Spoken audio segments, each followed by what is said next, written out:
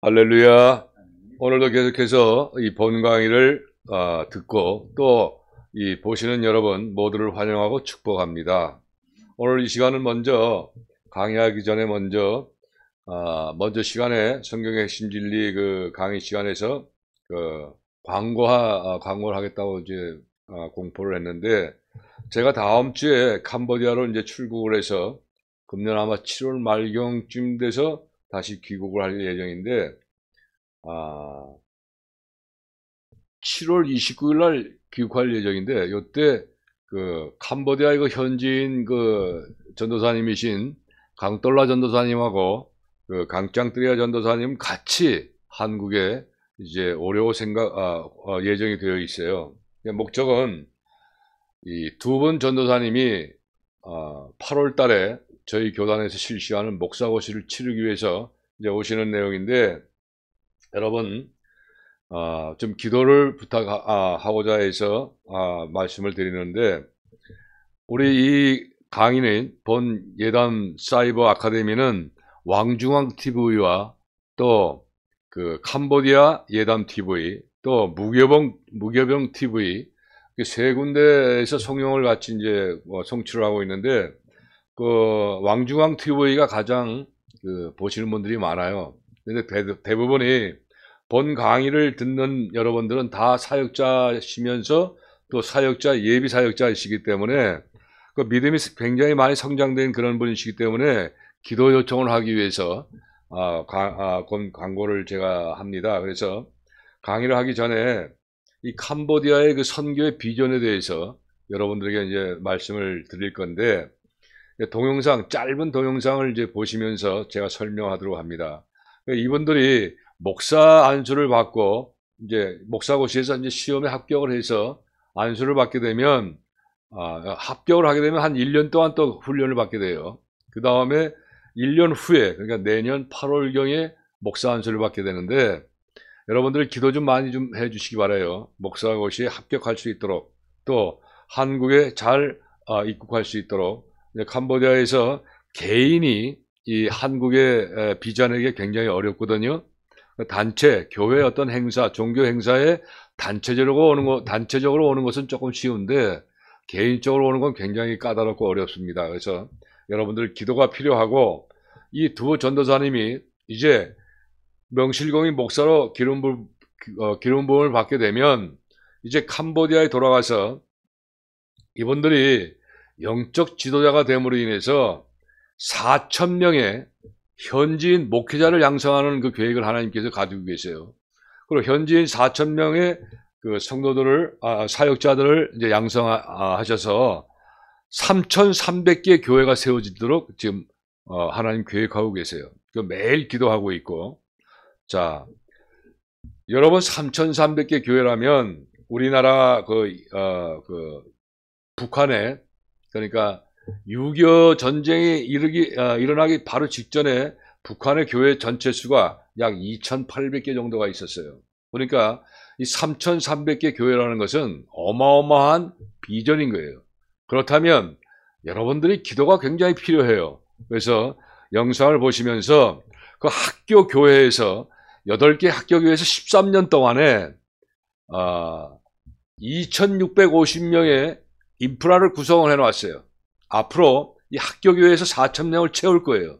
그리고 비즈니스 선교를 통해서 지금 그 신학교 부지도 선정이 되어 있고, 그러한 모든 플랜이 다 준비가 되어 있습니다. 문제는 여러분들이 기도를 열심히 좀 부탁을 드리고자 해서 오늘 제가 그 구약개론 강의 전에 광고 말씀을 드리는 것입니다. 부탁드립니다. 정말 기도를 해주시고, 그래서 이 캄보디아 99.7%의 국민들이 우상을 섬기는 데서 이제 벗어나서 예수님이 재림하시기 직전에 캄보디아와 한국 교회를 사용하셔서 캄보디아의 온 땅의 3분의 1이 예수님을 믿게 되는 그런 그 비전으로서 놓고 한번 기도를 부탁드리겠습니다. 그럼 먼저 영상을 한번 보도록 합니다. 제일 먼저 그 4,000명의 현지인 사역자를 양성할 수 있는 학교 교회 예배드리고 있는 장면과 식사하는 장면이 나올 겁니다. 학교 교회에서 지금 학생들이 예배드리고 식사하는 장면이 간단하게 나와요. 한번 보시죠. 저기 학교 교회입니다. 프놈펜 껍스로우라는 도시에 있는 학교 교회입니다. 저 청년들이 한국어를 공부하는 청년들이고, 한국에 오기 위해서 한국어 능력 시험을 치르기 위해서 공부하는 학생들이죠.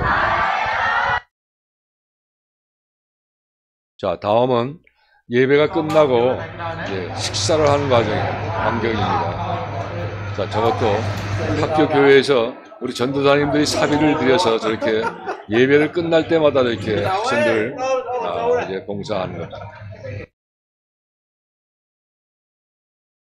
다음은 이제 교회 3,300개가 교회가 세워지고 또 신학교 부지가 되어 있는 부동산 컨설팅 사업장에 강돌라 전도사님이 주재로 해서 주일 예배를 드리는 과정입니다.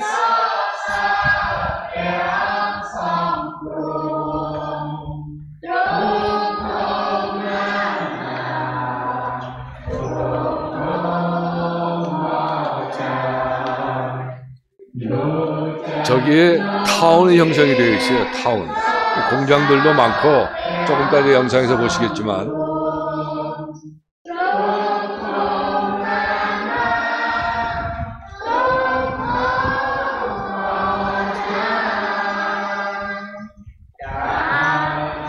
저 사업장을 통해서 3,300개 교회가 세워질 겁니다. 자, 요거 이제 상영하기 전에 제가 잠깐 설명을 드릴게요. 자, 캄보디아에 오랫동안 그 정권을 잡고 계신 훈센 총리의 그 장남이 이제 서열 권력 2인자신데, 그분의 그 수석 비서관이 그분이 그 젊었을 때 미국에서 유학 생활을 하면서 예수님을 만났어요. 그래서 예수님을 만났는데, 우리 학교 교회에서 이제 한국에 올 수가 있는, 그 합격을 해서 한국에 올 수가 있었는데 그걸 하나님께 드리고 신학을 공부하는 청년이 있어요. 위트라고 하는 청년인데 그분이 전도사인데, 그 신학교, 그러니까 캄보디아에서 가장 큰 신학교를 다니면서 그 총장님 목사님에게 인정을 받았어요. 그래서 그 학생, 그 위트라는 청년과 함께 코로나가 진행되기 바로 직전 2018년도에 그 캄보디아의 공직자를 대상으로 해서 전도 집회를 열었어요. 그때 1,000명이 참여를 했어요. 1,000명. 그런데 1,000명 중에서 442명이 예수님을 믿고 구원받겠다고 결심을 합니다. 아주 정말 캄보디아 사상 전후에도 없었던 그런 아주 큰 이슈가 있었는데, 이제 코로나 때문에 모이지 못하기 때문에 이제 그거 중단됐다가 요번에 바로 저희 그 강돌라 전도사님이 이제 사역하고 있는 바로 그 현장, 그러니까 KTNC 그룹 선교센터 부동산 컨설팅 사업장에 요번에 그 캄보디아 이제 공무원들을 상대로 해서 그렇게 해서 전도 집회가 있었어요. 그런데 이번에는 460명이 모였습니다. 460명이 모이셨는데 그 중에서 공직자는 200명 정도, 일반인이 260명 정도가 이번에 그 전도 집회에 참여를 하게 됐는데, 그 중에서 220명이 결신을 하겠다는 큰 정말 열매를 거뒀는데, 이렇게 비전이 있어요. 그 동영상을 여러분들이 지금 보게 됩니다. 보시고 정말 기도 열심히 해주시기를 부탁드립니다. 자, 영상을 한번 보시죠. 저게 바로 부동산 컨설팅 사업장의 타운입니다. 강돌라 전도사님이 운영하는, 저기에서 비즈니스 선교를 통해서 3,300개 교회가 세워집니다.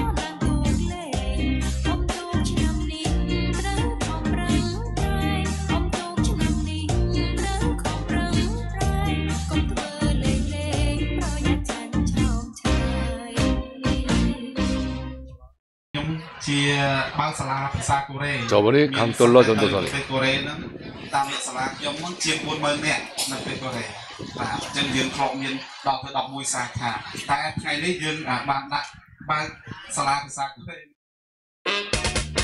ខងអខងអខងអបាននៅកំឡុងអដែរមិនគួរទេប្រពន្ធធ្វើម៉ែហើយខ្ញុំគិតដែរថាគុំគិតដែរថាគុំឥឡូវមកយំឲ្យខ្លាចប្រពន្ធដូចខ្លាអងចា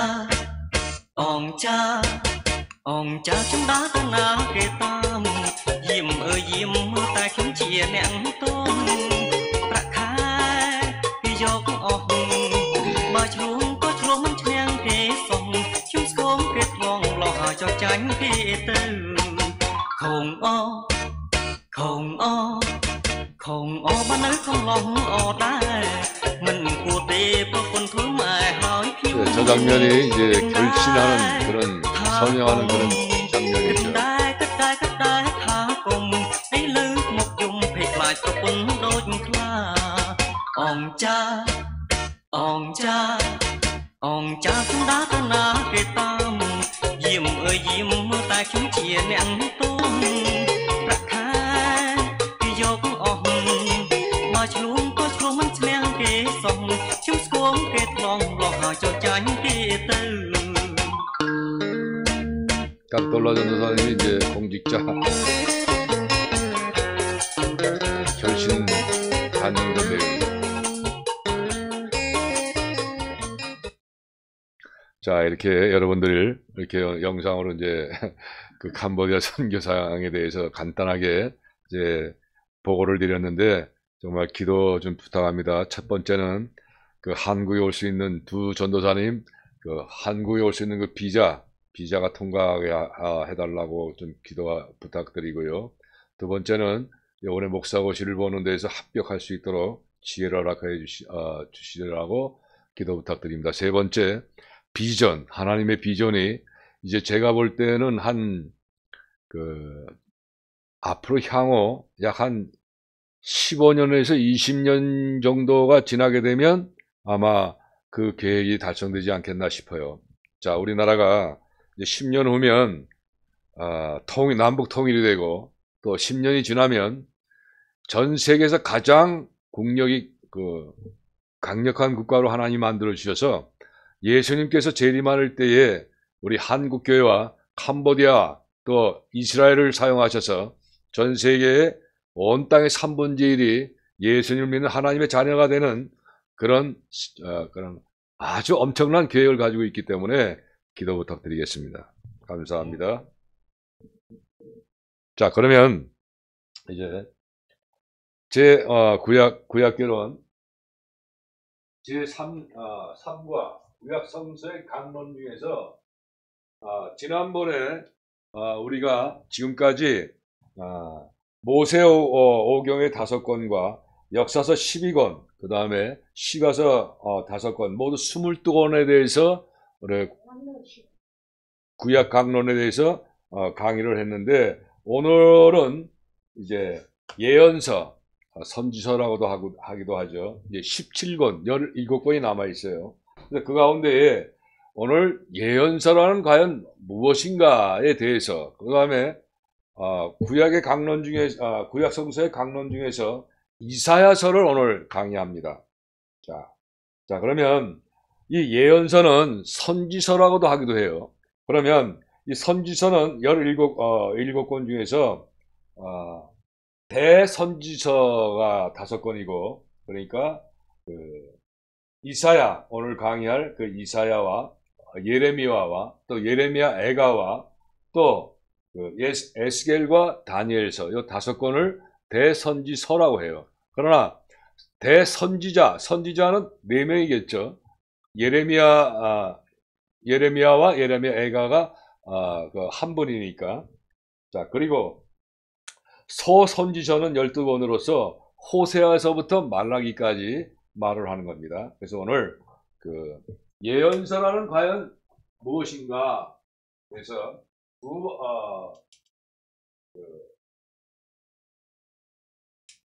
세대지, 3대지로서 제1대지는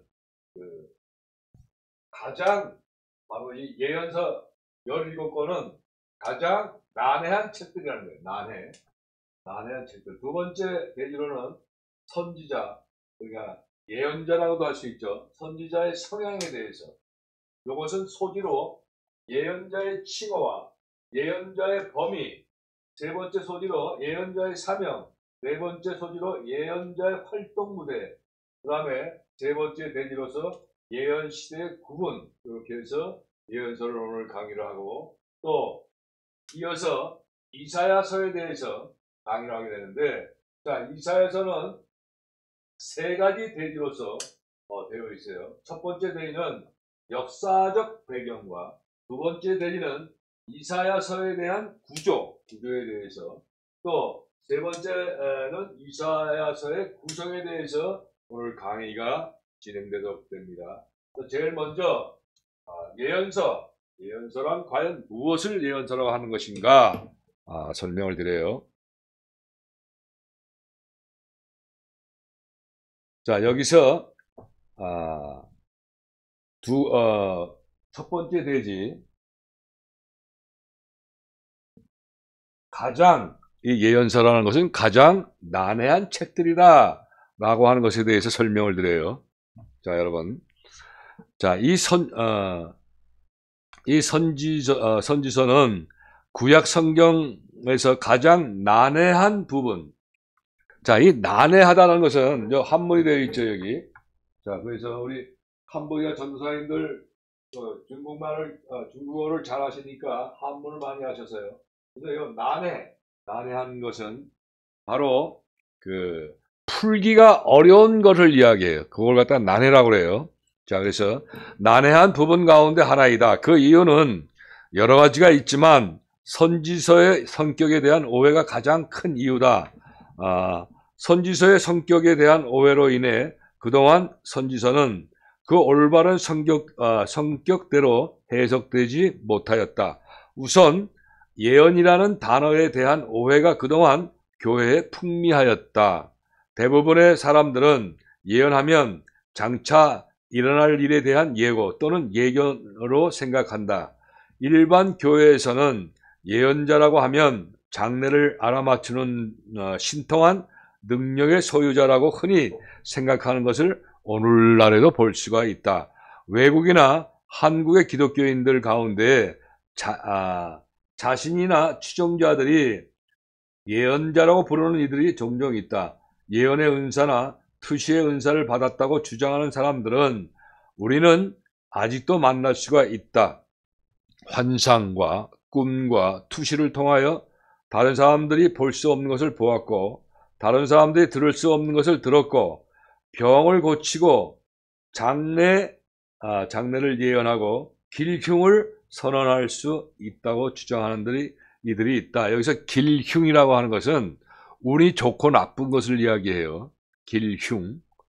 자, 이런 오해 때문에 지금까지 예언서 혹은 선지서 하면 선지자들이 당시의 일에는 관심이 없이 그저 예수님의 오심에 대한 예고나 장차 미래나 종말에 있을 일을 예견한 글로 생각하는 경향이 많이 있다. 그러나 선지자는 미래에 대해 말하는 예견자들이 아니었다. 선지자들의 임무는 미래에 대한 예고에 있는 것이 아니라 당대의 사람들을 대상으로 하나님의 말씀을 공포한 자들이었다. 선지자들은 주로 그들과 동시대의 인물들을 염두에 두고 하나님의 말씀을 선포한 자들이다. 따라서 후대의 시대들을 주로 염두에 둔 것은 아니다. 한 학자의 통계에 의하면 구약 예언 가운데 메시아 예언이 2%, 또 새 언약 시대에 대한 예언이 5%, 장차 될 일에 대한 예언이 1% 미만이라고 통계 숫자를 제시한다. 모두 합쳐보았자 8%밖에 되지 않는다.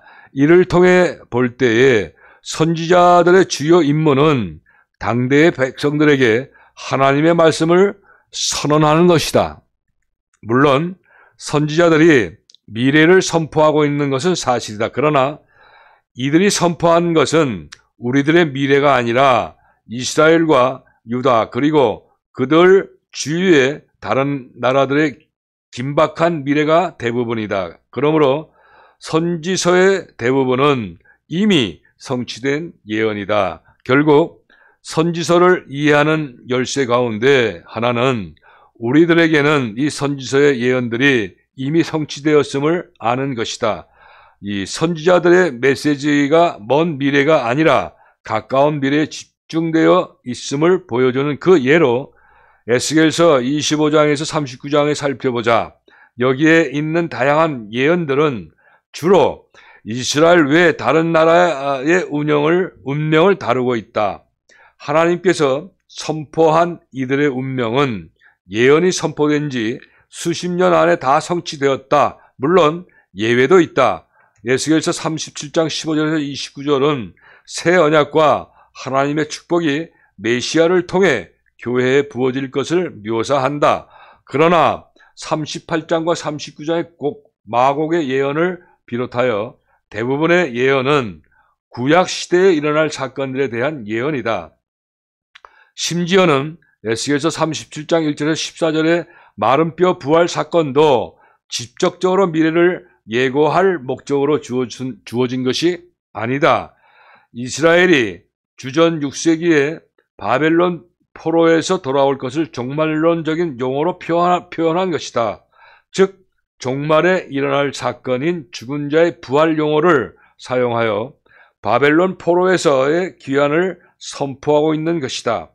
이 사건은 에스라 1장에서 2장에 묘사된 대로 이미 주전 6세기에 성취되었다. 결국 우리에게 이미 과거의 사건인 것이 마치 종말에 일어날 사건인 양 종말론적인 용어로 비유적으로 선포된 것이다.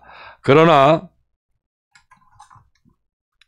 그동안에는 선지서를 해석할 때에 그리스도의 초림, 재림, 천년왕국, 영원한 하늘나라의 특정한 종말론적 틀에 맞추어 해석을 해온 것이 사실이다. 많은 예언들이 마치 앞으로 성취될 것인 양 해석되어 왔다. 일부 해석자들은 마치 예언서 안에 하나님의 불변의 역사 계획이 청사진이라고 하는 것은 미래의 계획 또는 구상 같은 걸 청사진이라고 해요. 청사진이 상세히 나와 있는 것처럼 해석하고 있다. 성경은 현재와 미래 시대의 역사를 예고하고 있기 때문에 숙련된 해석자는 아직 쓰여지지 않는 미래의 역사의 비밀을 알아낼 수 있다고 생각하는 이들이 아직도 있다. 그러나 예언서에는 인간의 도덕적 행동과는 연관이 없는 불변의 계획으로서의 역사관은 나타나지 않는다. 미래는 인간들의 행동과는 관계없이 영원 전부터 이미 확정된 것은 아니다. 미래는 인간들의 행동에 의해 조건 지어지는 것이다. 앞으로 일어날 일은 현재에 달려있다는 점을 예언은 강조한다. 다가올 심판의 전조는 현재 죄에 불가피한 결과이지만 얼마든지 적어도 원리적으로는 행동의 변화로 피할 수 있는 것으로 제시된다. 히브리 예언에는 점성술의 특정인 자의적인 미래 예고의 모습이 전혀 나타나지 않는다. 현재 행동과는 도덕적으로 아무 관련이 없는 미래사의 예고란 개념은 전혀 없다. 선지자들은 내가 지금 이같이 행동하기 때문에 이런 일이 일어날 것이다 라고 선언을 한다. 예언의 미래는 현재와 인과관계에 있다. 선지자는 행동에는 결과가 따른다는 점을 조심스럽게 지적한다. 예고의 요소가 있되 이런 요소는 현재의 도덕적으로 아무 관련이 없는 확정된 미래의 개념은 없다는 것이다. 이 점에서 우리는 선지서를 해석할 때 조심해야 한다. 거의 모든 선지자들이 멸망의 메시지로 시작하여 희망의 메시지로 끝나는 것은 무엇인가? 이것은 이들의 사명이 단순한 예고가 아니라 권유에 있음을 보여준다. 앞으로 있을 일의 예고를 하지 않는 것은 아니지만 선지자의 중심 사명은 하나님의 말씀을 지금 여기에 밝히는 것이다. 자, 미래를 열어보는 것도 현재 무엇이 이루어지고 있는가를 드러내기 위함이다. 따라서 선지서를 미래에 알아내려는 예언가의 매뉴얼로 삼아서는 아니 된다.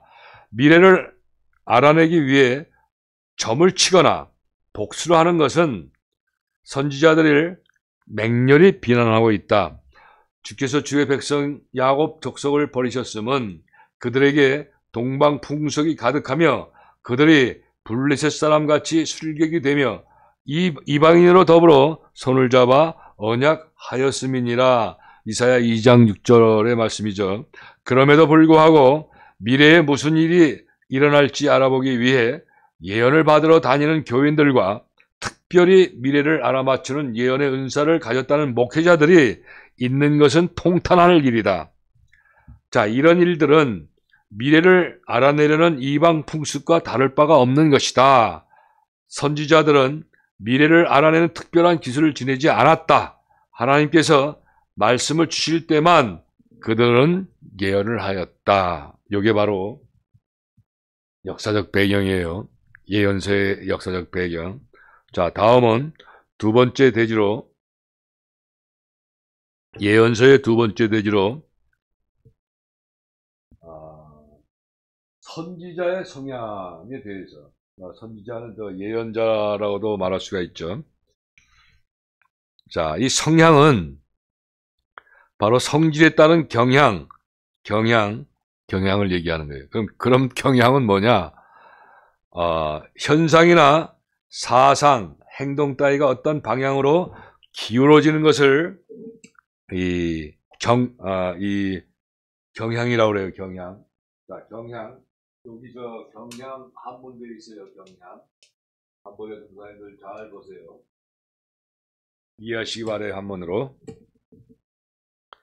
자, 두 번째 대지로 선지자의 성향은 어떤 이들은 선지자들을 깊은 황홀경에 빠져 미래를 예언하는 신비스러운 사람으로 생각한다. 그렇다면 과연 구약의 선지자들은 이런 신비가였는가 질문할 수가 있어요.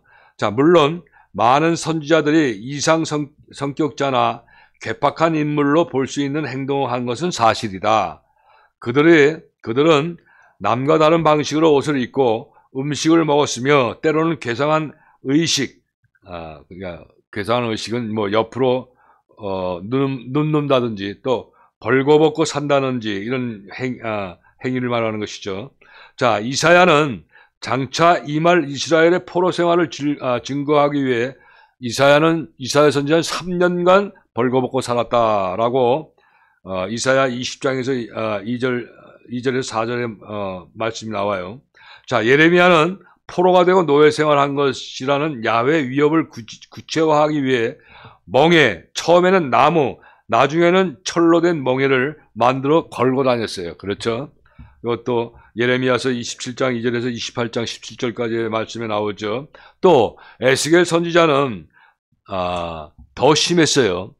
짧은 기간에 무려 3번의 상징적 행동을 연달아하고 있다.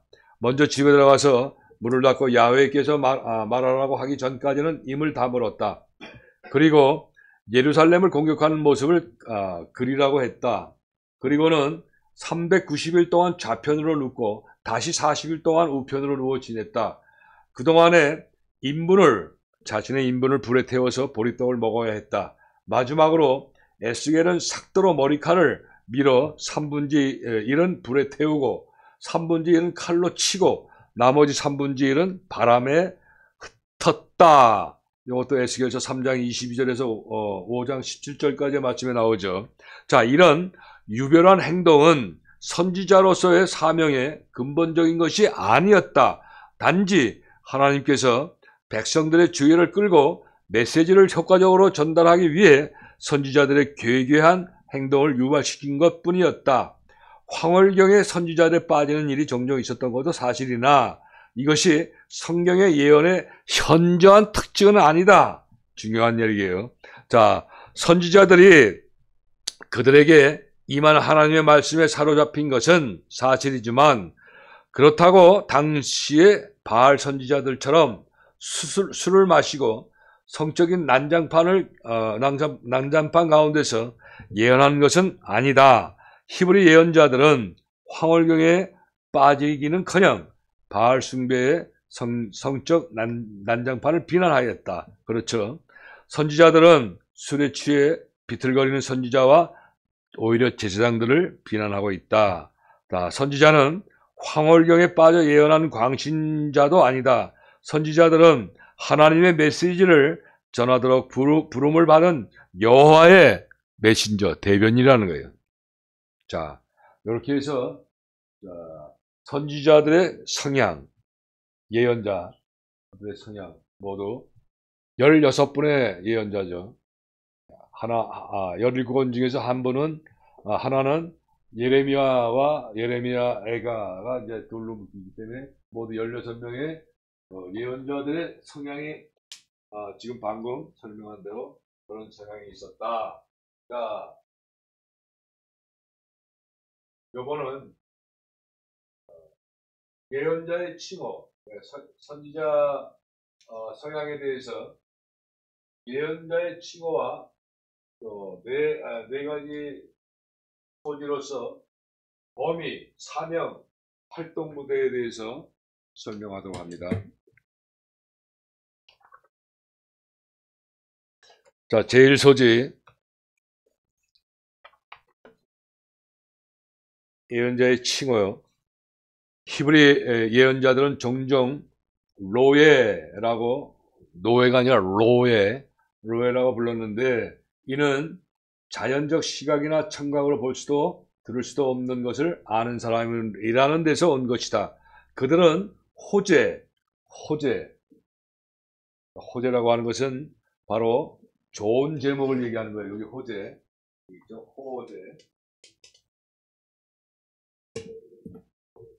호재라고도 불렀는데 초자연적으로 보는 사람이란 뜻이다. 후에는 선견자, 랍이라고 하죠. 시브리 말로. 라고도 했다. 아카디아 말로 나부, 부른다, 선포한다 라는 말과 관계시켜 수동체로 쓰면 부름을 받은 자이나 능동적으로 보면 선포자가 된다. 즉 예언의 양면성을 이 단어에서 찾아볼 수도 있을 것이다. 하나님의 사람, 여호와의 종, 여호와의 사자, 해석자, 파수자, 그리고 영의 사람이라고 라고도 했다. 이렇게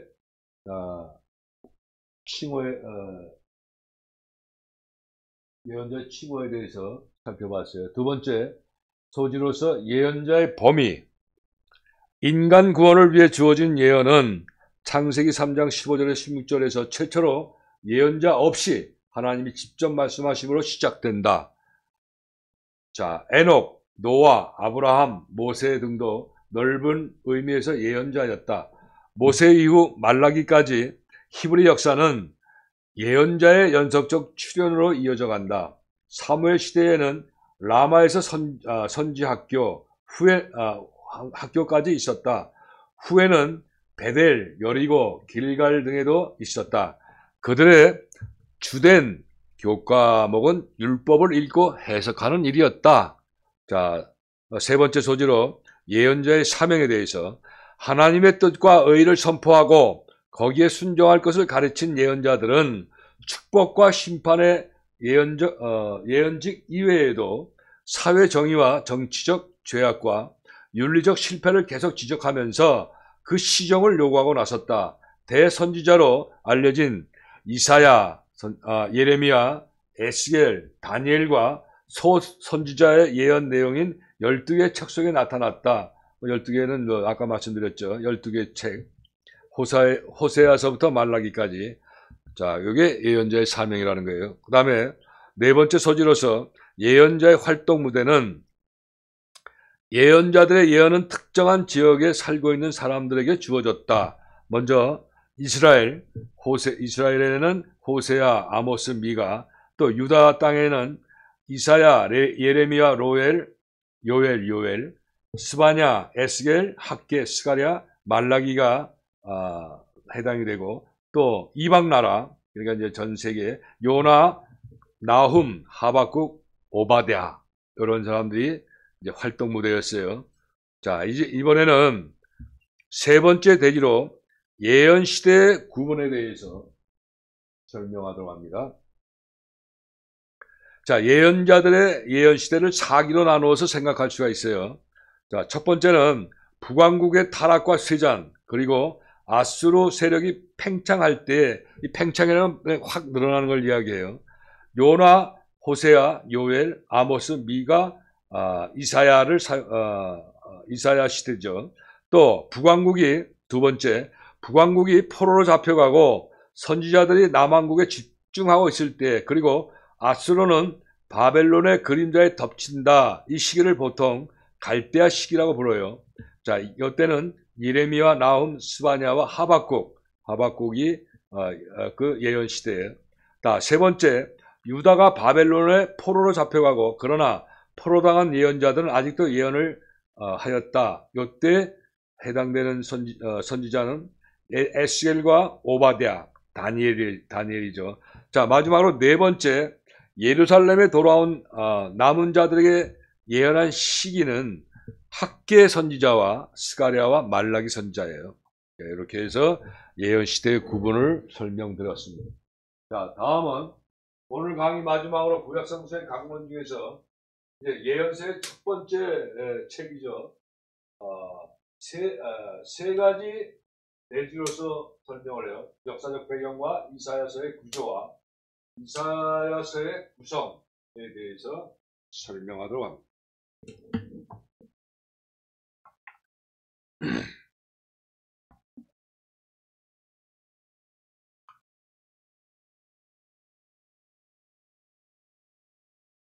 자, 이사야서의 역사적 배경.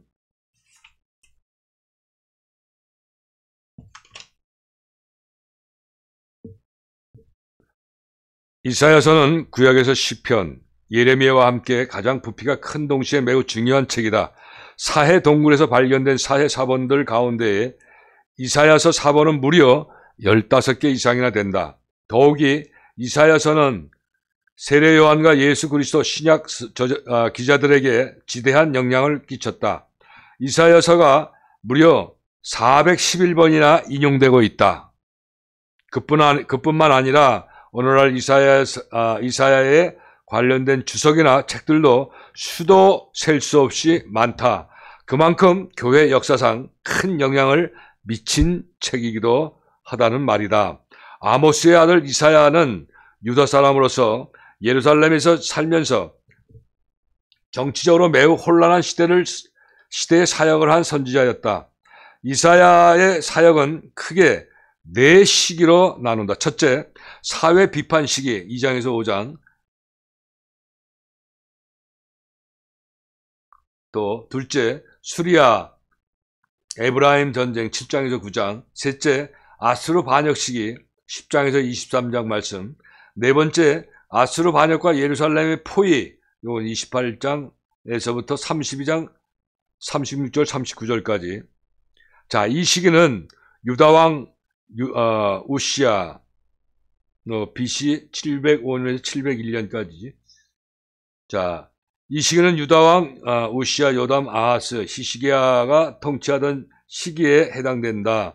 이사야가 사역을 시작한 것은 우시야가 죽던 해인데 아마도 주전 740년경이 아닌가 생각한다.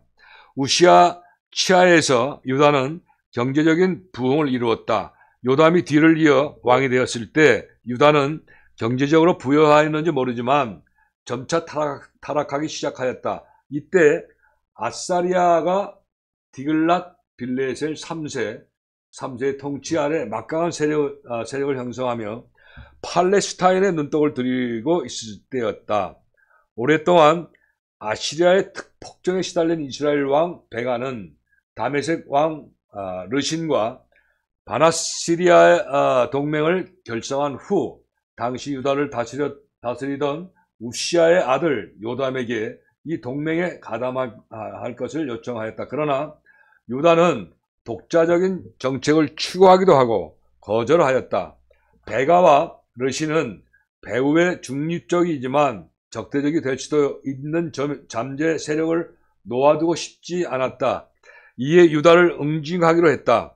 당시 요담은 죽고 아들 아하스가 왕위에 올라 있었다. 연합군은 아하스를 폐위하고 다브넬의 아들을 안치려는 의도를 가지고 예루살렘을 봉쇄하였다. 요 말씀은 이제 열왕기 하 16장 5절 말씀에 있죠. 한편 주전 8세기 내내 유다에 복속되었던 에돔은 이 기회에 독립을 되찾고 아하스의 군대를 엘lad에서 몰아냈다. 그리고 에돔족은 동맹군에 가담하여 유다를 공격하였고 블레셋도 네게브와 스불라 지역을 공격하여 몇몇 성읍을 취하였다. 이제 유다는 세 방면에서 공격을 당한 것이다. 당시 상황을 보여주는 이사야 7장 1절에서 8장 18절 말씀을 보면 당시 예루살렘이 얼마나 경악하고 있었는지를 알 수가 있다. 혹이 다윗 집에 고하여 가로되 아람이 에브라임과 동맹하였다 하였으므로 왕의 마음과 그 백성의 마음이 살림이 바람에 흔들림 같이 흔들렸더라. 이사야 7장 2절 말씀에 있죠. 이에 왕좌가 위태로워진 유다 왕 아하스는 아시리아 왕 디글랏 빌레셀에게 원조를 청할 수밖에 없었다.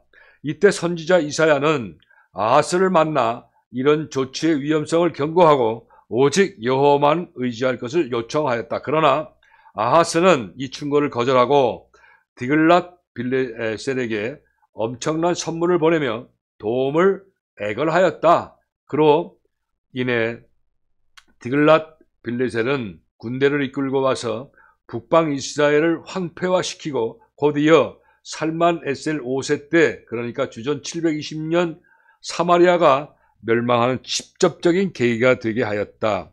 더욱이 이런 조치는 유다의 상황도 악화시키고 말았다. 살만 에셀이 이후 아시리아를 다스리던 사르곤이 706년에 죽자 사망해서 반역이 일어났다. 시스기야도 이때 반역을 하였다. 아시리아 왕 산헤림은 다른 지역에서 반역을 진압하느라 유다에 손을 쓸 수 없었다. 그러나 주전 701년 드디어 군대를 끌고 와서 예루살렘을 포위하고 항복을 요구하였다. 이때 유다를 다스렸던 경건한 왕 히스기야는 진심으로 하나님께 기도하였고 이사야는 하나님께 산헤립의 군대를 물리쳐 주실 것이라고 예언하였다. 그의 예언대로 하나님께서는 히스기야의 기도를 들으시고 예루살렘을 구원하셨다. 자, 이렇게 격변하는 기간 동안에 이사야는 하나님의 메시지를 들고 유다 왕들과 백성들에게 맞섰던 선지자였다. 자, 여기 바로 이제 이사야서 역사적 배경입니다. 자, 다음은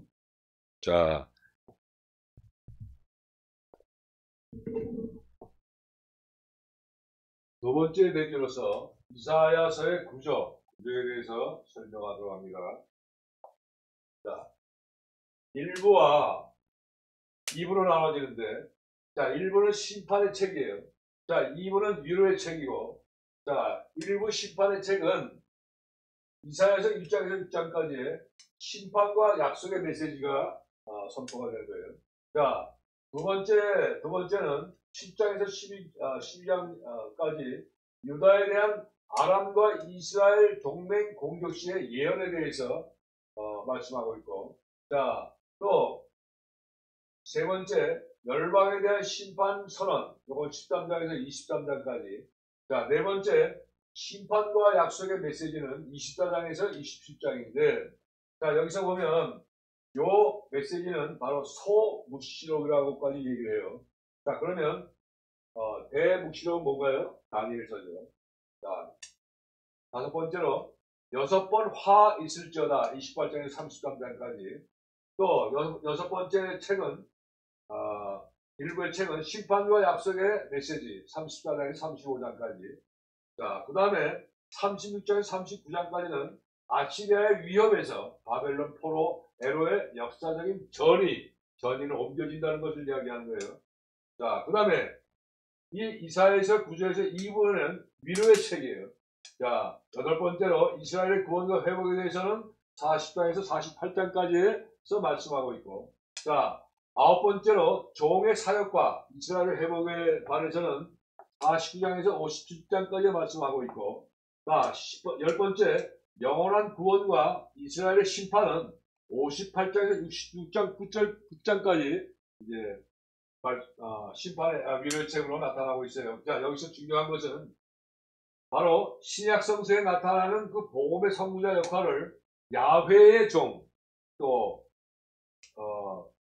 그 말씀이 이사야서 42장 1절에서 4절까지, 또 49장 1절에서 6절까지, 50장 4절에서 9절까지, 52장 13절에서 53장 12절까지 이렇게 막 구성이 되어 있는데, 자, 요거는 바로 요 말씀을 구약 성서의 복음이라고 말씀하고 있어요. 자, 복음. 그리고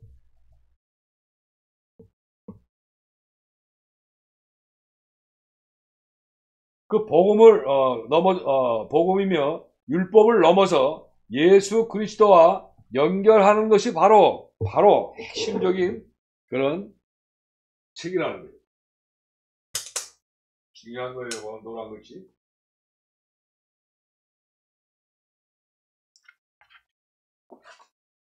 이사야서는 크게 둘로 나누인다.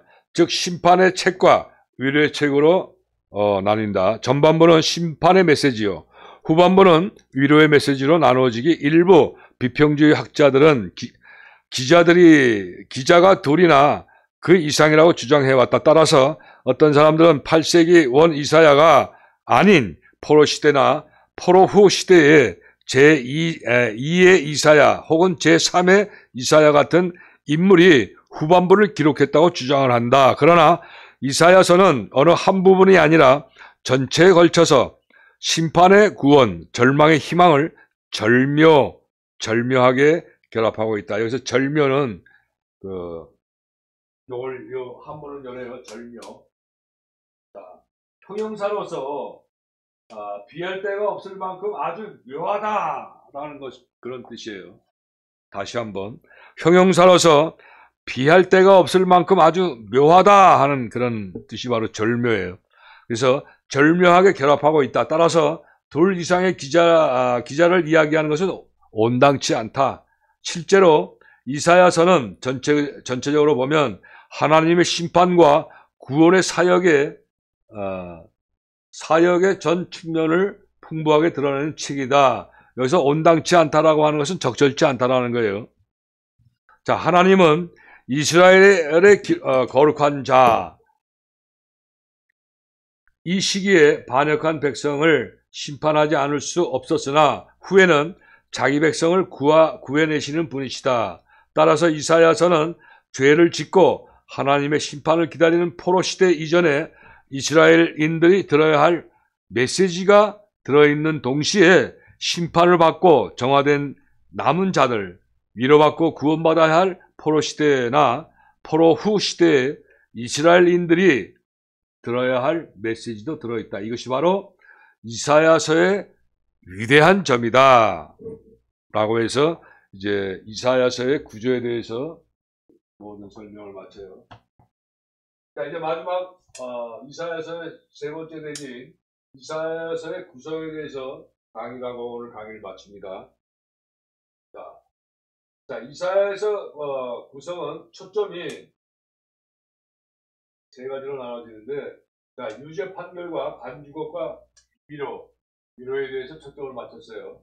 자, 그러면 그거는 심판은 유다의 심판, 여기에 1장에서 12장까지 구분이 되어 있고, 또 열방의 심판은 12장에서 27장까지, 다음에 세계의 심판은 28장에서 35장까지 구분이 되어 있어요. 다음 간주곡은 유다의 심판날, 이스라엘 심판날에 대해서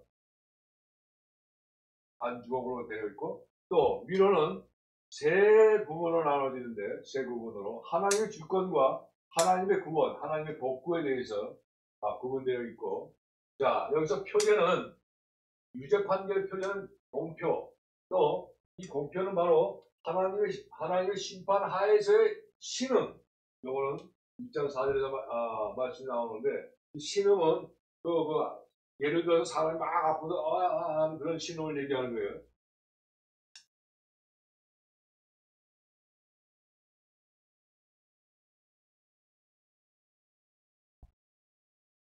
여기서 그런 신음이 아닌 것 같네요. 제가 잘못 판단한 것 같은데, 두 가지 표현이 있는데, 자, 하나는 그런 지금 방금 얘기한 신음이 있고, 하나는 신의 음성이라는 뜻이 또 있죠. 자, 그래서 이제 우리 1장 4절 말씀 사이 1장 4절 말씀을 보게 되면 둘 중에 어느 것이 해당되는지 알 수가 있죠. 여러분 성경 말씀 보고 정하시길 바라요. 자, 다음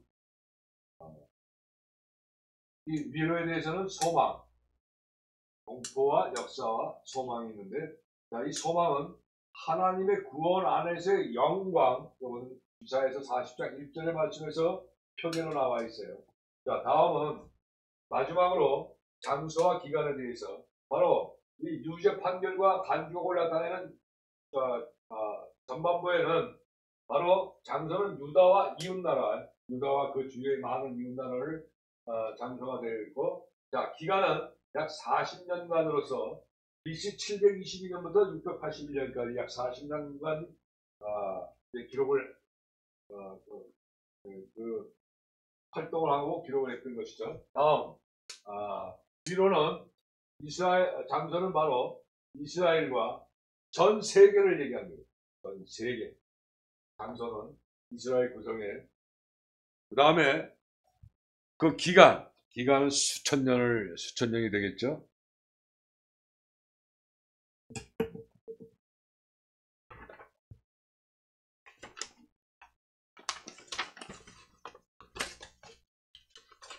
자, 이제 이사야서의 구성에 대해서 간단하게 설명하고 마쳐요. 자, 이사야서의 주요 골자는 구원이다. 구약의 어디를 보아도 이사야서만큼 하나님의 은혜를 분명하게 기록해 놓은 것이 없다. 그래서 본서를 이사야 복음 또는 제5 복음서 또는 구원의 책이라고 한다. 이사야는 요아스의 아들인 아모스의 아들로 왕족의 피를 타고 난 선지자로서 정치적으로도 많은 영향을 끼친 사람이다. 이사야의 특징은 이스라엘의 거룩한 자라는 말이 되풀이해서 나온다. 이것은 시편에서 3번, 71편, 78편, 79편에서 나오죠. 그 다음에 예레미야에서 2번, 예레미야 50장과 51장, 그 다음에 열왕기 하에서 열왕기 하 19장 22절의 말씀이 나오죠. 또 하나의 특징은 구원이란 말이다. 시편을 제외하고는 구약 어느 곳에서도 이사야처럼 구원이란 말이 자주 나오는 책이 없다. 자, 그래서 이스라엘이란 그 이름 자체부터 구원은 여호와께서부터라는 뜻을 가진다라고 간략하게 설명할 수가 있어요. 이사야서의 구성에 대해서. 자, 사랑하는 여러분, 이제 저는 4월 20일 날 출국했다가 7월 29일 날 다시 한국으로 입국할 겁니다. 그때 다시 뵙도록 하겠습니다. 항상 큰 믿음으로 성장들 하시면서 하나님의 지혜가 날마다 여러분들에게 풍성하시기를 바랍니다. 감사합니다.